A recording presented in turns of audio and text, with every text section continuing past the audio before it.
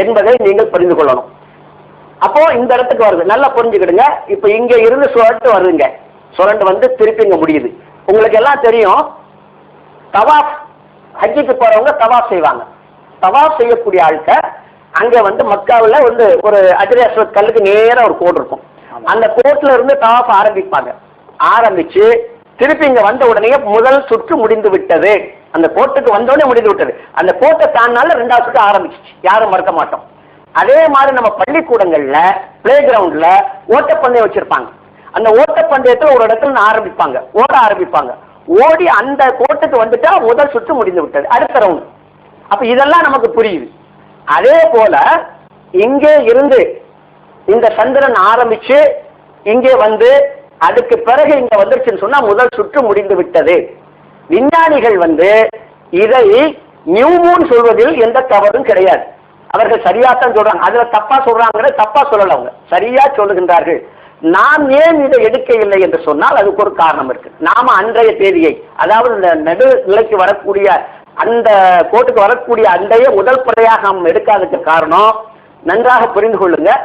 இதுல இருந்து இது வந்து பழைய மாதத்துடைய இறுதி பகுதி, இதுல இருந்து இது வளர்புறை, இது தேய்புறை, இது வளர்புறை. கடந்த மாதத்துடைய கடைசி பகுதி, இது வரக்கூடிய மாதத்துடைய முதல் பகுதி. இந்த நாள் இரண்டும் கலந்ததாக இருக்கின்றது.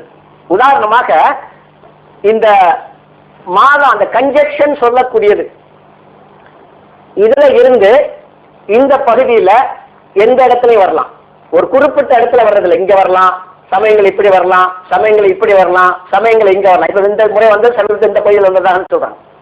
அப்ப இதுல என்ன பெரிய பிரச்சனை ஆகுதுன்னு சொன்னா, உதாரணமாக இந்தியாவுக்கு நேரம் கன்ஜெக்ஷன் வருதுன்னு வச்சுக்கோங்க.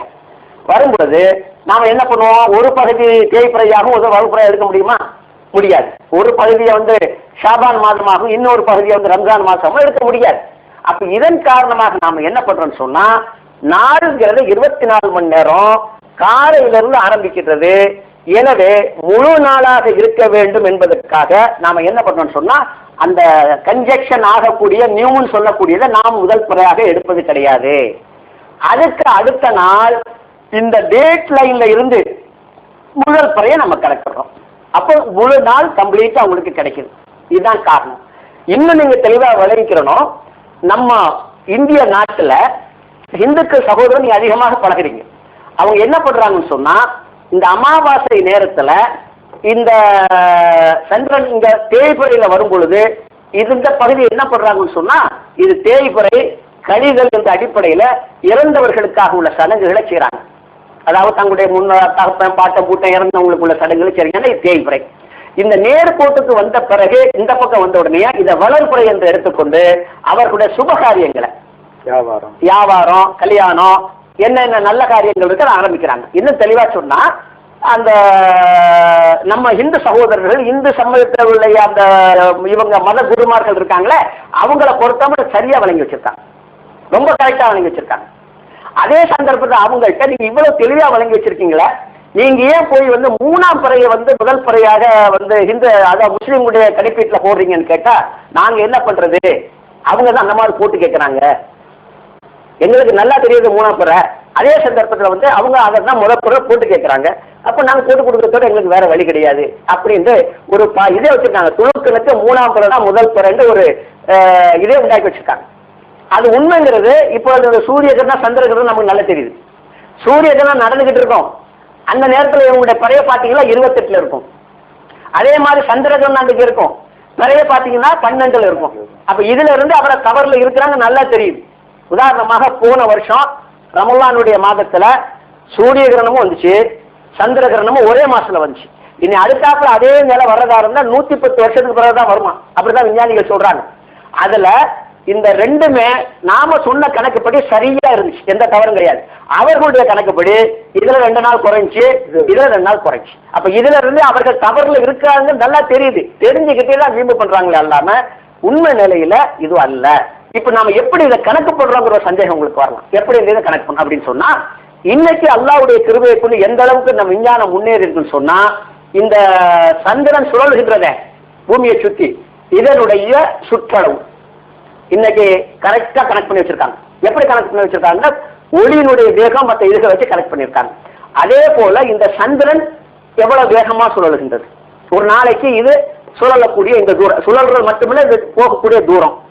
என்ன பண்ணியிருக்கான்னு சொன்னா, இந்த மொத்த தூரத்தை இது சுழலக்கூடிய தூரத்தை வச்சு டிவைட் பண்றாங்க. அது என்னன்னு சொன்னா, நபி ஸல்லல்லாஹு அலைஹி வஸல்லம் காலத்துல 1427 வருடங்களுக்கு முன்னால இந்த என்ன சொல்றது வானவெளி மண்டலம் எந்த அளவுக்கு சுத்தமாகவும் எவ்வித மாசு மரம் இல்லாம இருந்துச்சு, அந்த மாதிரி இன்றைக்கு கிடையாது. இன்றைக்கு மனிதர்கள் உபயோகிக்கக்கூடிய பலவிதமான இயந்திரங்கள், வீட்டு ஃப்ரிட்ஜில இருந்து ஏசியில இருந்து இன்னும் பலவிதமான என்ன சொல்றது வாயுக்கள் பல வெளியாகி போய் பொல்யூஷன் ஆயிருக்கு எல்லாருமே ஒத்துக்கிறாங்க. அப்ப உண்மையிலே இவர்கள் இன்னைக்கு முதல் பிறையாக இவர்கள் பார்ப்பது, இரண்டாம் பிறையை கூட இவங்களால் பார்க்க முடியல, மூணாம் பிறையத்தான் முதல் பிறை என்று நம்பி செயல்பட்டுக் கொண்டிருக்காங்க. அன்றைக்காவது ஓரளவு தெரியக்கூடிய வாய்ப்பு இருந்தது, அந்த வாய்ப்பு இன்னைக்கு இல்லை. அப்ப அதன் காரணமாக இவர்கள் அல்லாஹ்வுக்கும் மாறு செய்கிறார்கள், அல்லாஹ்வுடைய ரசூலுக்கும் மாறு செய்கிறார்கள். உண்மையிலேயே ரமலான் ஆரம்பிச்ச உடனே நோன்பு வைக்கணும் அல்லாஹ்வுடைய கட்டளை. ரமலான் மாதத்தை அடைந்தால் அல்லாஹ் சொல்றான். ரமலானுடைய மாதத்தினுடைய தலைப்பிறையை புறக்கண்ணால் கண்டால் நல்லா சொல்லல. அப்படி சொல்லியிருந்தாலாவது இவங்க வாதம் பண்ணலாம். அடைந்தால் அடையக்கூடிய சமாச்சாரம் இருக்குது. இந்த அடையிறது அவர்களுடைய அறிவிலேயோ அவர்களுடைய கட்டுப்பாட்டில இல்லை. உதாரணமா ட்ரெயின்ல போய்கிட்டு இருக்கான், திருச்சிராப்பள்ளி வந்தவுடனே இறங்கிதுன்னு நீங்க சொல்றீங்க, அவன் பாட்டு தூங்கினாங்க, அது போய்கிட்டே இருக்கும்.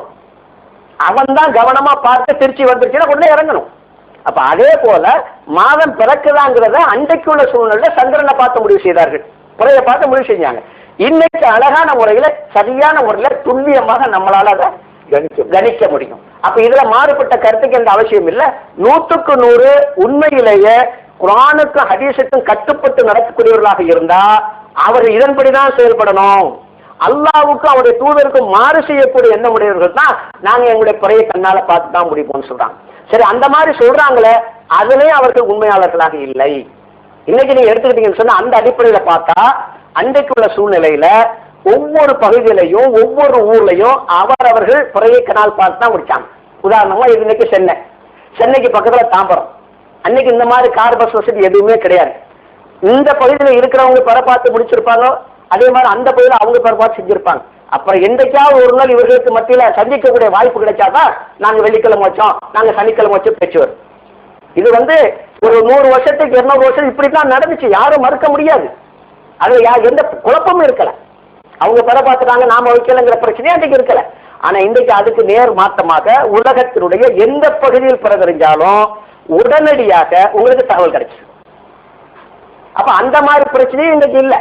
இன்னைக்கு விஞ்ஞான அடிப்படையில் தெளிவான முறையில் நம்ம முடிவு செய்தரலாம். முடிவு செய்து அந்த அடிப்படையில நாம நோன்பை கடைபிடிக்கிறது தான் சரியான முறை அல்லாமல் வெறுமனே கண்ணால பார்க்கணுங்கிற வாதம் இது ஒரு விதண்டாவாதம் தான் சொல்றேன். புறக்கண்ணால் பார்க்கறங்கிற ஹதீஸே கிடையாது. அதுதான் மெயினா சொல்றேன். ஹதீஸ்ல அந்த வேர்டு முக்கியம் கிடையவே கிடையாது. ஹதீஸ்ல புறக்கண்ணால் குறிப்பா சொல்றதா இருந்தா ரயல் ஐன்னு வரணும். உதாரணமா 3வது அத்தியாயத்துடைய 13ஆம் வசனத்தை பாருங்க. பத்ர் யுத்தகலத்தை பற்றி சொல்லும் பொழுது அந்த இடத்துல தெளிவா ரயல் ஐன் அவர்கள் புறக்கண்ணால் பார்ப்பார்கள் சொல்றான். அப்ப இந்த இடத்துல பிறையை புறக்கண்ணால் தான் பார்க்கணும்னு சொன்னா அந்த ரயல் ஐன்கிற பதம் வரணும். கிடையவே கிடையாது. ருயத்துங்கிற பதம் இவங்க நினைக்கிற மாதிரி புறக்கண்ணுக்கு மட்டும் இல்ல. இப்ப நான் சொன்ன மாதிரி 336 இடங்கள்ல புறக்கண்ணால் பார்க்கக்கூடிய ஹதீஸ்களை ஆயத்துக்களை பாத்தீங்கன்னா ஒரு அதிகபட்சம் ஒரு 10 ஆயத்து கொடுத்தாரு. அதிகமானது தகவலை தான் சொல்லுது. ஒரு சில இதுகள் இந்த கணிப்பை சொல்லுது. இப்போ யோசனை பண்ணி சொல்றாங்களோ அந்த இதை இப்படித்தான் நாம பாக்குறோமே அல்லாம இவங்க சொல்ற மாதிரி அந்த ருயத்துங்கிற பதம் புறக்கண்ணால் பார்க்கிறதை மட்டும் குறிப்பிடல. நல்லா புரிஞ்சுக்கிடுங்க. அதாவது புறக்கண்ணால் மட்டும் தான் சொல்றேன் தெளிவா. புறக்கண்ணாலே பார்க்க கூடாது நான் சொல்லல. புறக்கண்ணால் பார்க்கறது அது உள்ளடங்கியதுதான், தகவலால் அடங்குறது உள்ளடங்கியதுதான், அதே மாதிரி கணிப்பால் இருக்கிறது உள்ளடங்கியதுதான். இன்னைக்கு உள்ள விஞ்ஞான உற்பத்தியின் காரணமாக தூரத்தை வச்சு கம்ப்யூட்டர் மூலமாக கரெக்டா அங்க உள்ளடங்கியதுதான். இந்த அடிப்படையில் நம்ம எடுக்கணுமே இல்லாம அதுக்கு மாற்றமான முறையில் நம்ம எடுக்கணும். இப்படி போனீங்கன்னா அந்த ஹதீஸ் படி நடக்கிறீங்க. ஆமா, ஆனா அப்படி போனா ஹதீஸ் படி நம்ம நடக்கிறோமா நினைச்சுக்கிட்டு நடக்காம இருக்கும். நடக்காம மாறிச்சு. இந்த கருத்தை அழகான முறையில் நீங்க தெளிவுபடுத்தினீங்க. அல்லாஹ் தஆலா இதுல ஒரு நன்மையை கொடுப்பான். மக்கள் இதை சிந்திக்கட்டும், சிந்திச்சு செயல்படுத்தும். இந்த கருத்தை ஏதாவது மாற்று கருத்து இருந்தா கூட உண்மையில அவங்க சொல்ற கடமை உண்டு, அவங்களுக்கு ரைட்டு உண்டு. அதனால எல்லாத்துக்கும் அல்லாஹ்வுடைய கருணை நம்ம நம்பி இருக்கோம். அதனால அஸ்ஸலாமு அலைக்கும் வரஹ்மத்துல்லாஹி